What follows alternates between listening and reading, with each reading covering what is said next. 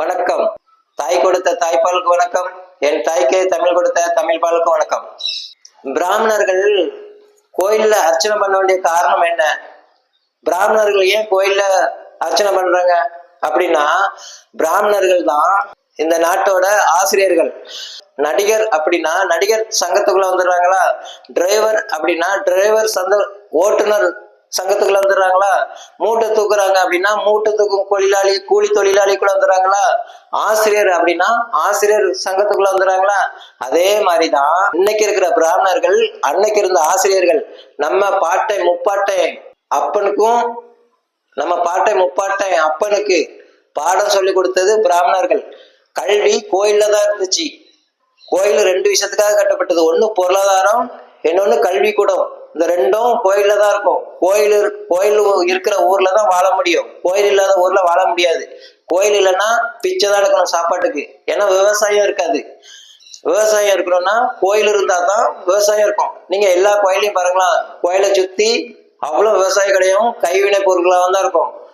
குலதெய்வம் கோயில்ல கூட 5 லட்சம் ரூபாய்க்கு வரி பிரிச்சு 3 லட்சம் ரூபாய்க்கு விவசாய பொருள் தான் வாங்குவான். அப்படி கோயில் இருந்தாதான் வாழ முடியும். அதுக்காகத்தான் கோயில் கட்டி கல்வியும் நடத்தணும் அப்படிங்கறதுக்காக கோயில் கட்டினாங்க, பெரிய பெரிய கோயில்லாம். அந்த கோயில்ல லைனா மண்டபமா வரிசையா இருக்கா. அது எதுக்கு இருக்கு? அங்கதான் நம்ம அப்பையும் பாட்டை முப்பாட்டை எல்லாம் படிச்ச இடம். அந்த இடத்துல ஆசிரியர் இருந்தாங்க. ஆசிரியருக்கு 2 வேலை. ஒண்ணு கத்துக்கிடணும், இன்னொன்னு கத்து கொடுக்கணும். அப்போ கோயில் வேலையும் பார்க்கணும். அப்படி பார்த்துட்டு மீதி இருக்கிற நேரத்துல தான் கல்வி நடத்தினாங்க, மொழி சொல்லி கொடுத்தாங்க. தமிழ் தேசியக்காரன், தமிழ் தேசிய அரசியல்காரன், தமிழ் தேசிய வரலாற்று ஆய்வாளர்கள்லாம் என்ன சொல்றாங்க அப்படின்னா, கோயில் வசூல் பண்றதுக்கு கட்டினாங்களாம்.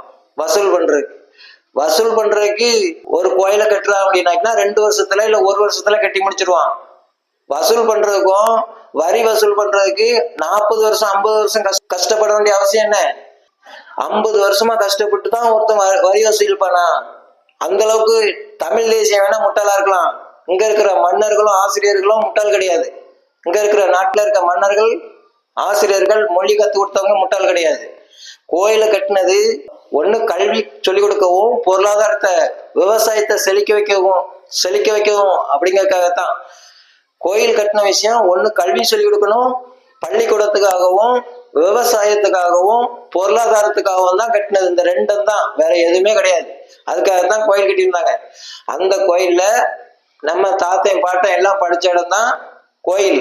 அந்த கோயில்ல ஆசிரியரா இருந்தவர்கள் தான் அந்த பிராமணர்கள். இன்னைக்கு இருக்கிற பிராமணர்கள் அன்னைக்கு இருந்த ஆசிரியர்கள். அப்படிப்பட்ட கோயிலையும் பிராமணர்களையும் இந்த மாதிரி கேவலப்படுத்துறீங்க. அவன் தான் சிலை செஞ்சானா, அவன் தான் கருவறை கட்டினானா, அவனும் உள்ள போக முடியலையா? உள்ள போய் என்ன செய்ய போறியா? முருகா உண்டு, முத்தாரமா உண்டு, சிவனே உண்டுன்னு சொல்லிட்டு போறதுக்கு 3 மணி நேரம் லைன்ல நிக்க வேண்டியிருக்கு. இதுல நான் போய் அபிஷேகம் பண்ணி உடை உடுத்தி அலங்காரம் பண்ணி வர்றதுக்கு அப்ப மீதி எனக்கு பின்னாடி 300 பேர் நிக்கணும். அவன் என்னைக்கு போவான்? கோயிலை அழிக்கணுங்கிறதுக்காக. அப்பதான் கோயிலை அழிக்க முடியும். கோயிலுக்கு போனாக்கா நாங்க லேட் ஆகணும், எவனும் போக மாட்டாங்கன்னா அதுக்கு. குலதெய்வம் கோயிலே ஒருத்தன் போய் அலட்சியம் பண்ணீங்க. இதுல அங்க போய் வேற போகணும் பார்க்கும். அவன் தான் சிலையை அவன் தான் செஞ்சான் அப்படின்னா அதுக்கு என்ன செய்யணும்? அவன் உள்ள போயிருமா? நீங்க படுத்து எடுக்கிற கட்டில நான் தான் செஞ்சேன், எனக்கு என்ன செய்ய முடியும்? சீமான்னு கேட்காரு. கோயில அவன் தான் செஞ்சானா, சிலையை அவன் தான் எதுக்குனானா, அவனே உள்ள போக முடியல. எதுக்கு போகணும்? அவன் வேலை என்ன? அவன் வேலை சிலை செய்யறது, அவ்வளவுதான். அவன் வேலை கருவறை கட்டுறது, அவ்வளவுதான். நீங்க படுத்து எடுக்கிற கட்டில் நான் செஞ்சதுதான், அதுக்கு என்ன செய்ய முடியும்? நான் கட்டியிருக்க பொண்டாட்டி நீங்க பார்த்து தந்ததுதான், நீங்க பெத்து தந்ததுதான், அதுக்கு என்ன செய்ய முடியும்? அதுக்கு என்ன செய்யணும்? மண்டையை சொரிஞ்சுக்கிட்டே இருந்தா நான் தான் பொண்ணு பார்த்து தந்தேன், நான் தான் பொண்ணு பார்த்து தந்தேன்.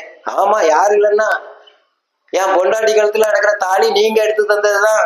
அதுக்காக பார்க்கும்போதெல்லாம் சொல்லிக்கலாம், அவன் பொண்டாட்டி கழுத்துல நடக்கிற தாலி நான் எடுத்து கொடுத்தேன்னா ஆமா, அதுக்கு என்ன செய்யணும்? இதுக்கு என்ன பதில் சொல்றீங்களோ அதுக்குதான் கருவறைக்கும். சிலை செஞ்சவன் தான் கருவறைக்குள்ள போகணும் அப்படின்னா, பொண்ணு பார்த்து தந்தவன் தானே படுக்கிற ரூமுக்குள்ளேயும் போகணும். அப்புறம் நான் பிச்சை எடுக்கணுமா? அப்புறம் எனக்கு எப்படி பிள்ளை இருக்கும்? நான் எப்படி வாழ்றது? இதுதான் தமிழ் தேசத்தோட எண்ணம். நமக்கு தெரியாமலே நமக்கு உணர்ச்சி மூட்டி நம்மளை தெருவும் திணையும் ஆக்குறது தான் தமிழ் தேசத்தோட வேலை. அதுக்கு இடையில நிக்கிறது யாருன்னா, அதை தடுத்துட்டு நிக்கிறது யாருன்னா பிராமணர்கள். பிராமணர்கள் இருக்கிற வரைக்கும் உன்னால ஒண்ணும் பண்ண முடியாது. உங்களால ஒண்ணும் பண்ண முடியாது. நல்லா ஞாபகத்துல வச்சுடுங்க. பிராமணர்கள்னு அவ்வளோ அவ்வளோ கேவலமாயிட்டா உங்களுக்கு. பேச முடியும், திருப்பி பேச முடியுங்க அப்படின்ட்டா. பிராமணர்கள் தான் மொழி சொல்லி கொடுத்தாங்க, எழுத்து வடிவமைச்சது பிராமணர்கள் தான். காஷ்மீர்ல இருந்து கன்னியாகுமரி வரைக்கும், இன்னைக்கு இருக்கிற காஷ்மீர்ல இருந்து கன்னியாகுமரி வரைக்கும் ஒரே எழுத்து தான், அதுவும் தமிழ் எழுத்து மட்டும்தான். வெள்ளைக்காரன் வந்து எழுத்து கொடுத்துட்டனால நீங்க துளிட்டு அலையிறிய. அவன் மொழி வேற, இவன் மொழி வேற, என் மொழி வேற, நாங்க தான் மூத்த மொழின்னு. என்ன ஒரு 10 வருஷம் வெள்ளைக்காரன் ஆண்டு இருந்தான்னா தமிழ்நாட்டிலையும் வந்து எழுத்த கொடுத்துட்டு, கொங்குக்கு ஒரு எழுத்து, சேர தமிழுக்கு ஒரு எழுத்து, சோழ தமிழுக்கு ஒரு எழுத்து, பாண்டி தமிழுக்கு ஒரு எழுத்து, தொண்டை தமிழுக்குன்னு எழுத்து, 5 எழுத்து கொடுத்துட்டு போயிருப்பான். நீங்க இங்க இருந்து சண்டை போட்டு அனுப்பிய. இப்போ தமிழ்நாட்டுல மட்டும் அவன் எழுத்து கொடுக்கல.